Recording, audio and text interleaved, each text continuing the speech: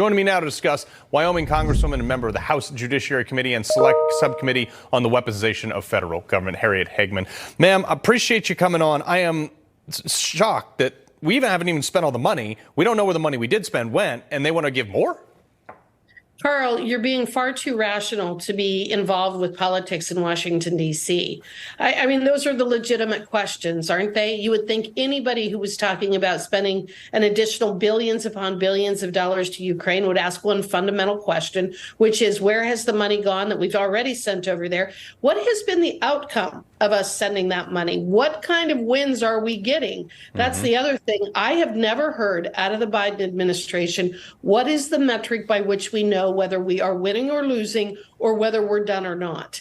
We were warned by a president over almost 70 years ago about the military-industrial complex, and I think that's what we're seeing in this, is people who are willing to throw any amount of money at Ukraine without any accountability and without any understanding of what winning looks like. Yeah. Well, this is actually, part of a larger package, the potential of the government shutdown here. Congresswoman, would you be willing to shut down the government if, the Republicans don't get significant cuts like McCarthy promised to gain the speakership? I think that we absolutely have to cut spending. There's no question whatsoever, Carl. We're at $32 trillion in debt, and it's going higher every single day. It is impacting our ability to actually provide the services that our government should be providing. And every single year, we get into the same battle over how we're going to fund government, because the federal government is too large. We need to be cutting the size and scope of government. We need to be returning power to the states. We need to be cutting the budget. We need to be reducing the budget. We need to stop spending money like we have been on things like Ukraine, again, without any accountability. And we need to make sure that the Biden administration is actually doing what it is required to do, what by law it is already supposed to be doing, such as securing our border. When we're not even spending money doing that, why would we continue to send money to places like Ukraine and spend it on the nonsense that this administration is pushing forward with all of their DEI work and things like that? Yes, 100% agree. But ma'am, Hunter Biden officially been indicted on the federal firearms charges, well, 3 of them, actually. You're going to have Merrick Garland in front of your Judiciary Committee next week. What are you going to ask him?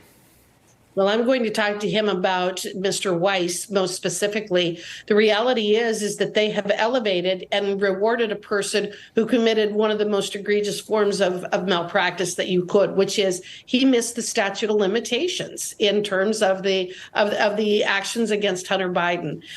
What I want to make sure people understand, though, is don't allow them to bounce this shiny ball and deflect us from the real issue here, which is to what extent was Hunter Biden the bagman for Joe Biden, and to what extent was Joe Biden involved in the business dealings in places like Ukraine, China?